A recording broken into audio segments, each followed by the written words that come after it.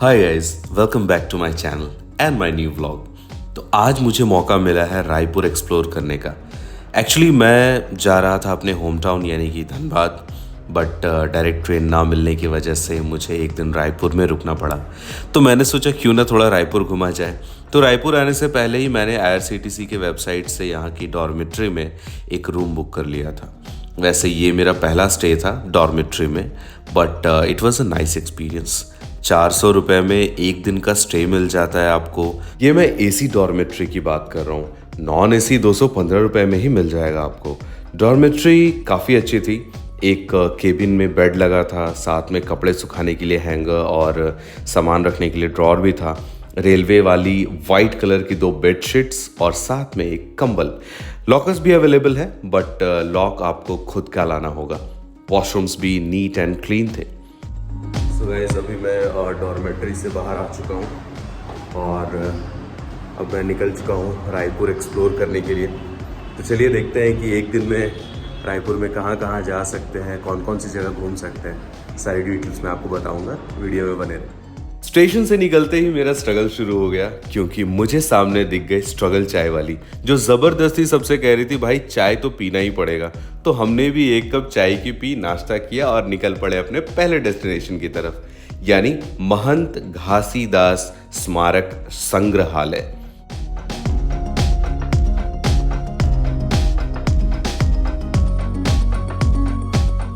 वैसे ये art gallery देख के मुझे लगा कि अंदर बहुत आर्टिस्टिक चीज़ें देखने को मिलेंगी, बट ऐसा हुआ नहीं। आर्ट गैलरी अब सपाट गैलरी बन चुकी थी। काफ़ी टाइम से यहाँ पे कोई प्रोग्राम वगैरह नहीं हुआ है, बिकॉज आप देख सकते हो हालत थोड़ी सी बुरी लग रही है मुझे।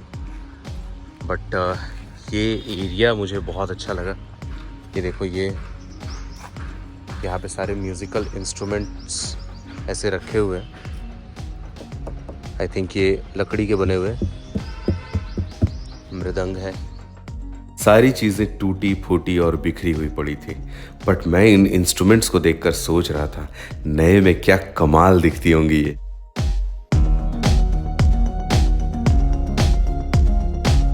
10 बज चुके हैं, तो आई थिंक म्यूज़ियम ओपन हो चुका है। तो चलिए म्यूज़ियम के अंदर चलते हैं, देखते हैं क्या क्या है। म्यूज़ियम के अंदर जाने से पहले म्यूज़ियम के आंगन में भी हमें वहाँ की कुछ कलाकृतियाँ देखने को मिली, लेकिन फिर वही बात, उसे अच्छे से मेंटेन नहीं किया गया था।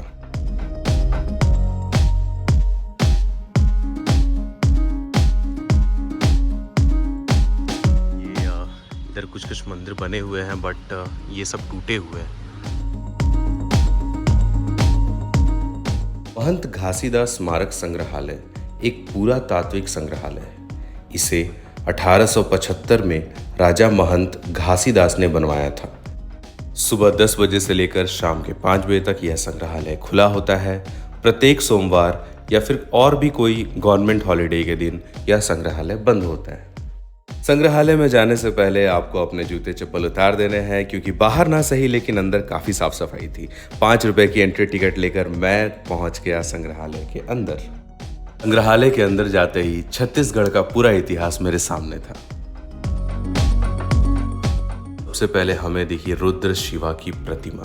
यह रुद्र शिवा के प्रतिमा का सिर्फ एक नमूना था। असल में रुद्र शिवा की प्रतिमा ताला गांव बिलासपुर में स्थित है।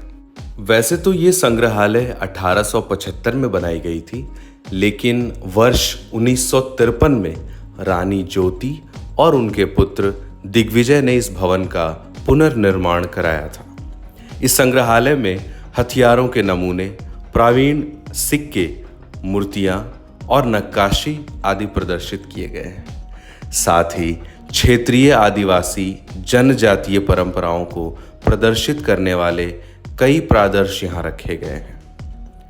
सन 1953 को इस संग्रहालय भवन का लोकार्पण गणतंत्र भारत के प्रथम राष्ट्रपति डॉक्टर राजेंद्र प्रसाद के कर कमलों द्वारा किया गया।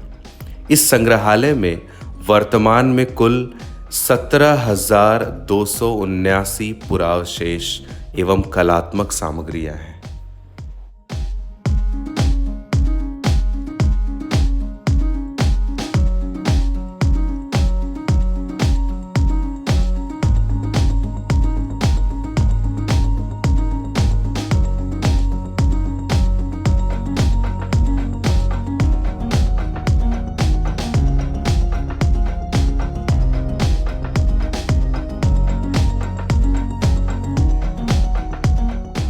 चूंकि गर्मी बहुत थी इसलिए वहाँ से निकलने के बाद हमने पिया कच्चे आम का शरबत। गर्मियों में बहुत फ़ायदेमंद होता है, आप भी ज़रूर पीजिएगा। तो शरबत पीने के बाद मैं वापस से डॉर्मेट्री में थोड़ा रेस्ट करने चला गया क्योंकि गर्मी बहुत ज़्यादा थी। फिर 4 बजे के लगभग मैंने रैपिडो से एक बाइक राइड बुक की और पहुंच गया स्वामी विवेकानंद सरोवर, जिसको बूढ़ा तालाब के नाम से भी जाना जाता है। सरोवर में एंटर करते ही हमें सबसे पहले दर्शन हुए महादेव के। इधर से एंट्री बंद है क्या अंकल? ये जो बोटिंग दिख रहा है ना, हाँ, ये बोटिंग वहाँ से स्टार्ट होता है जहाँ पे वो दिख रहा है ना। और ये ऐसा घुसता है। हाँ, ये तालाब में आता है। अच्छा, इसलिए वो रास्ता खोल दिए। तो अभी बोटिंग चालू है कि बंद है? हाँ चालू है, आप जाओगे चालू हो जाएगा। कहा जाता है कि इस तालाब को कलचुरी राजवंश के राजाओं ने खुदवाया था। तालाब में मिले शिलालेख के मुताबिक 1402 ईस्वी में बूढ़ा तालाब बनवाया गया था। ऐसा कहा जाता है कि स्वामी विवेकानंद जी जो यहाँ ठहरे थे वो स्नान के लिए बूढ़ा तालाब आया करते थे। इस सरोवर को मतलब ऐसे देखा जाए तो 2 पार्ट्स में डिवाइड किया गया है। एक इस तरफ जो अभी मैं खड़ा हूँ ये काफ़ी डेवलप्ड है। यहाँ पे बच्चों के खेलने के लिए झूले हैं और बहुत से सारे मतलब एक्टिविटीज़ के लिए भी बहुत कुछ है। एक्सरसाइज करने के लिए, जिम करने के लिए, स्पोर्ट्स के लिए ग्राउंड अवेलेबल है। और यहाँ सामने में आप बोटिंग वगैरह भी कर सकते हो। बट ठीक देखो सरोवर के उस साइड वो देखो जहाँ पे ये देखो ये स्वामी विवेकानंद जी का जहाँ पे स्टैचू है वो वाला एरिया मतलब उतना ज़्यादा एक्टिव नहीं है और मतलब उतना ज़्यादा मेंटेन करके नहीं रखा हुआ है। तो that place also good but ये वाला एरिया ज़्यादा बेटर है। सरोवर में एंट्री फ्री है, लेकिन अगर आप बोटिंग करना चाहते हैं तो उसके 100 रुपये चार्ज लगते हैं। रात में यहाँ का नज़ारा और भी बहुत खूबसूरत होता है। 7:30 बजे यहाँ लाइट शो भी होता है। बट अफसोस मैं देख नहीं पाया क्योंकि मेरे पास एक दिन का ही टाइम था और मुझे यहाँ का पारंपरिक भोजन भी ट्राई करना था। इसलिए सरोवर से निकलने के बाद मैं निकल पड़ा गढ़ कलेवा के लिए। लेकिन रास्ते में मुझे एक मिनी बाबा बैद्यनाथ धाम दिखा, तो इनके दर्शन मैं कैसे ना करता वाला। और फिर दर्शन करने के बाद मैं पहुंच गया द गढ़ कलेवा।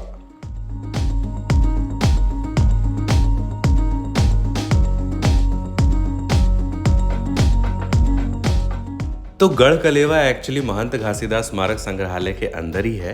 यहाँ पर केवल पारंपरिक छत्तीसगढ़ी व्यंजन ही परोसे जाते हैं।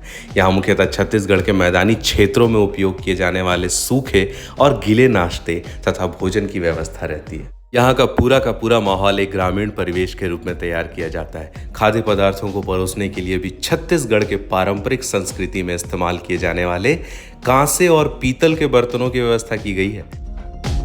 हमारी छत्तीसगढ़िया थाली आ रही है। ये हमारी थाली आ चुकी है भरी हुई लबालब 150 रुपए की छत्तीसगढ़िया स्पेशल थाली।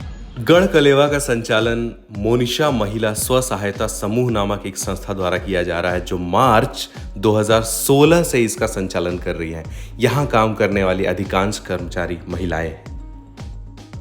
वैसे इन सब जगहों के अलावा भी मैं रायपुर के और भी कई जगहों पर गया, जैसे महात्मा गांधी सदन और यहाँ का इंडोर स्टेडियम। हालांकि इंडोर स्टेडियम उस वक्त बंद था।